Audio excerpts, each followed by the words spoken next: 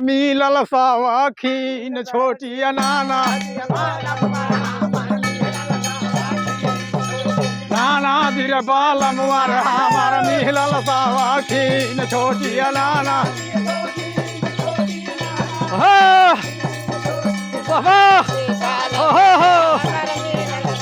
छोटिया नाना दिया बालम हमार मिलल सवाखीन छोटिया नाना दी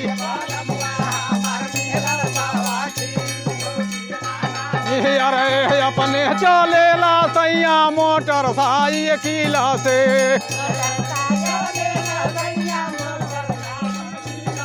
यार मोटर साइकिल से हो मोटर साइकिल से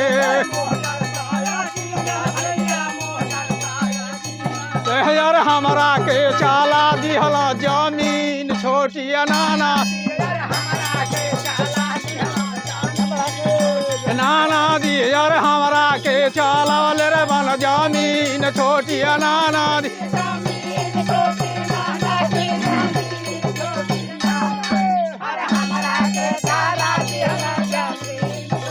नाना दिया बालम हमार मिल गइल सवाखीन छोटी नाना दी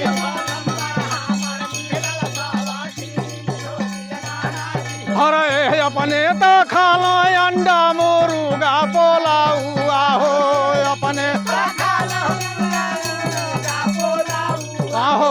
मुर्गा पोलाउआ हो अंडा मुर्गा पोलाउआ हो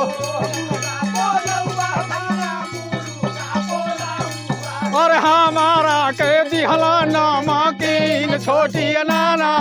और हमारा हो यार हमारा के दिहला नमकीन छोटी नाना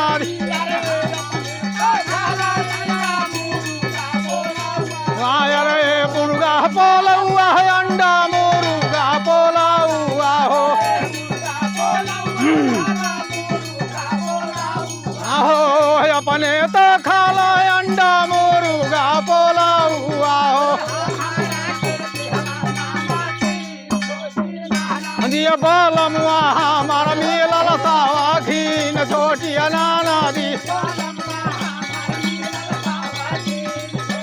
नाना दिया बालम हमार मिलल सवाखीन छोटी नाना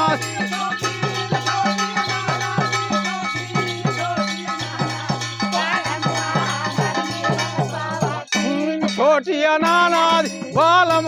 हमार मिलल सवाखीन छोटी नाना